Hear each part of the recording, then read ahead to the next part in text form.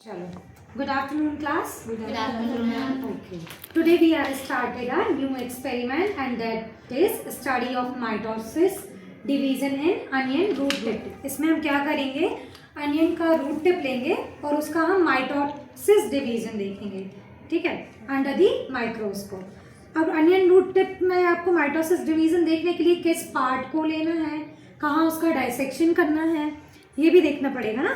तो सबसे पहले हम क्या है, ये है हमारा अनियन. देखो इसमें आपको रूट टिप्स दिख रहे हैं. वहाँ से मेरे को दो डाइसेक्शन के.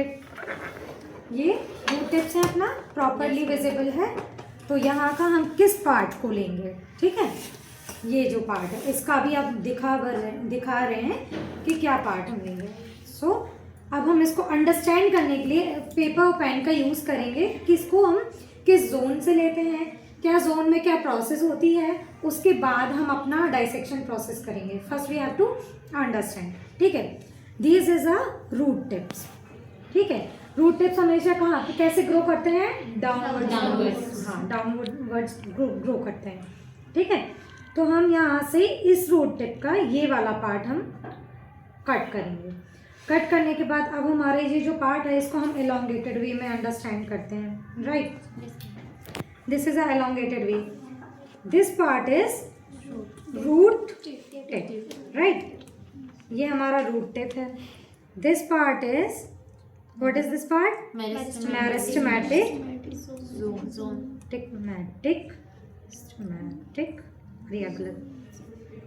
ठीक है.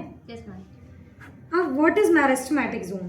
उसको अंडरस्टैंड करने से पहले हम इसका होल पार्ट देखते हैं कि क्या है. Then we have to discuss all the parts in detail, right? यहाँ पे क्या पार्ट है इसका, zone of elongation. Right, elongation.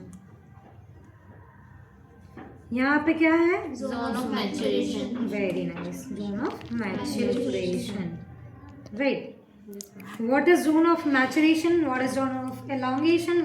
And what is zone of meristematic and root tip? Right. Initial step is zone of root tip. Root tip क्या है, यहाँ पे हमारा प्रोसेस एकदम स्टार्ट होता है. ठीक है, हमारा जो अनियन रूट टिप है वो धीरे धीरे धीरे धीरे ग्रो करेगा. आपको दिख रहा है ये? हाँ, ठीक है.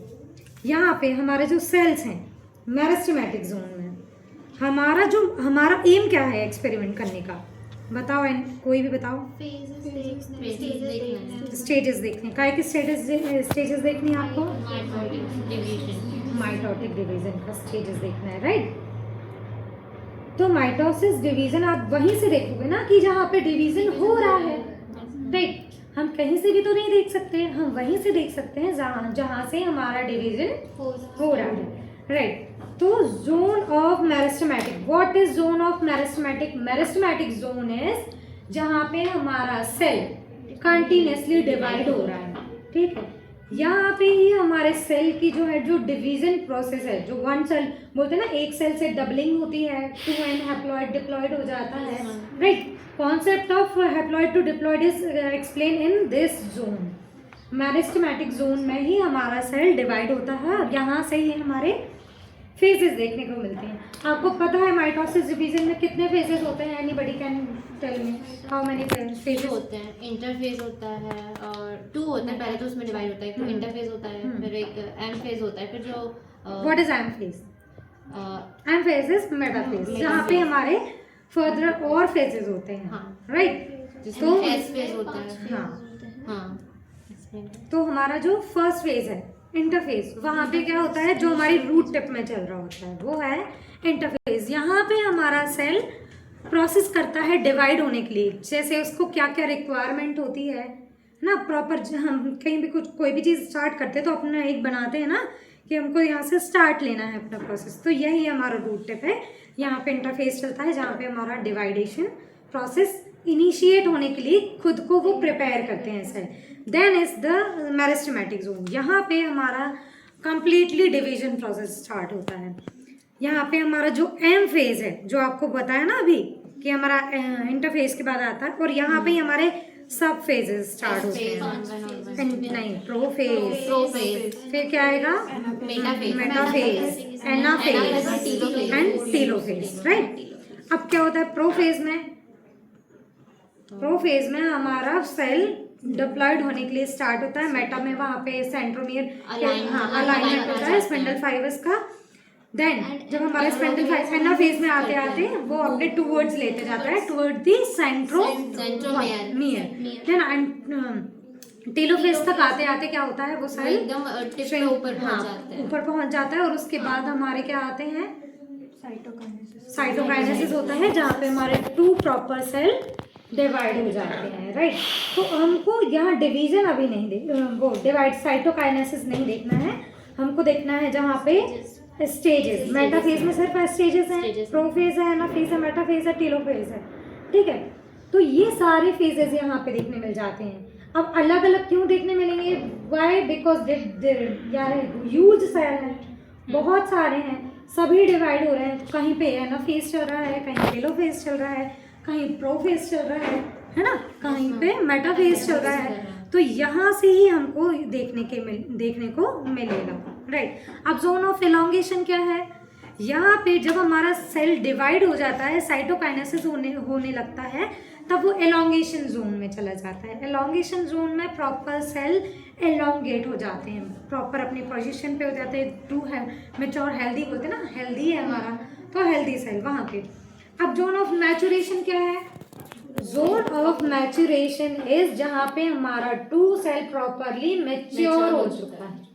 अब हमारे एक्सपेरिमेंट में क्योंकि हमको माइटोसिस डिवीजन देखना है, तो हमारे लिए इम्पोर्टेंट क्या है कि हमको मेरिस्टेमेटिक जोन से प्रॉपर रूट्स का डाइसेक्शन मिल जाए, जिससे हम वो सेल को, उसके फेज को प्रॉपरली एनालाइज कर सकें with the help of microscope, ठीक है।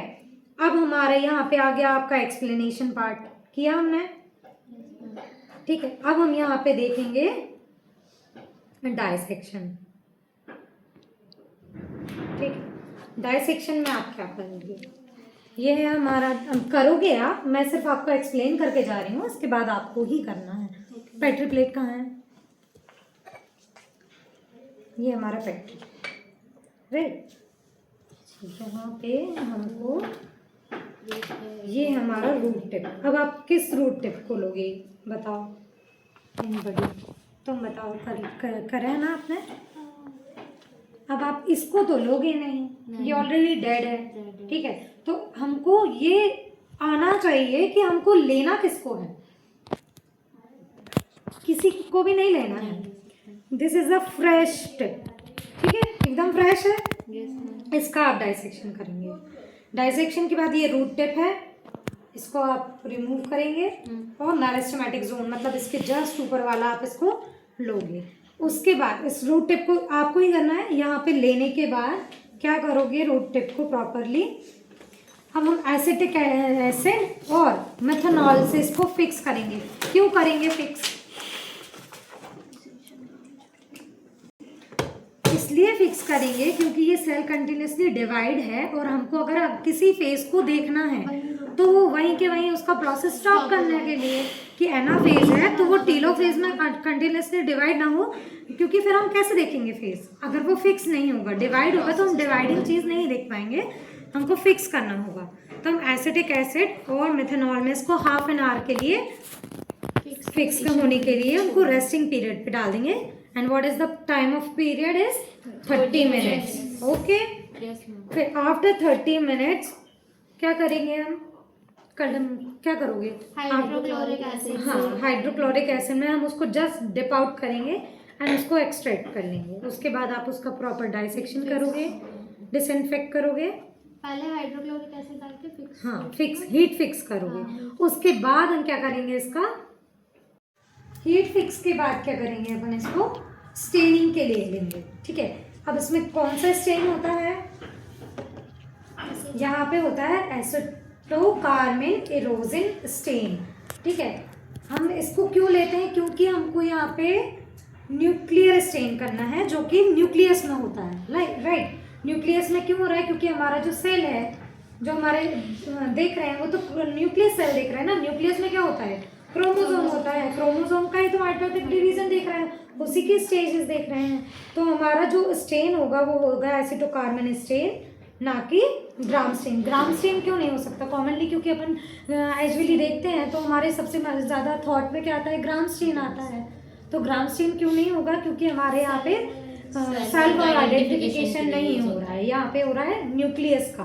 तो न्यूक्लियस के आइडेंटिफिकेशन के लिए हमको क्या चाहिए, न्यूक्लियर स्टेन चाहिए, एसेटो कार्बन एरोजन। ठीक है, उस स्टेन से हम उसको स्टेन करेंगे। आफ्टर द स्टेनिंग क्या करोगे, उसको माइक्रोस्कोप में उसका स्टेजेस देखोगे, एनालाइज करोगे कि कौन सा स्टेज है, कहाँ पे क्या स्टेज चल रहा है, कौन सा फेज चल रहा है। उस फेज को फिर आप अपने नोटबुक पे लिखोगे और मेरे को स्लाइड दिखाओगे।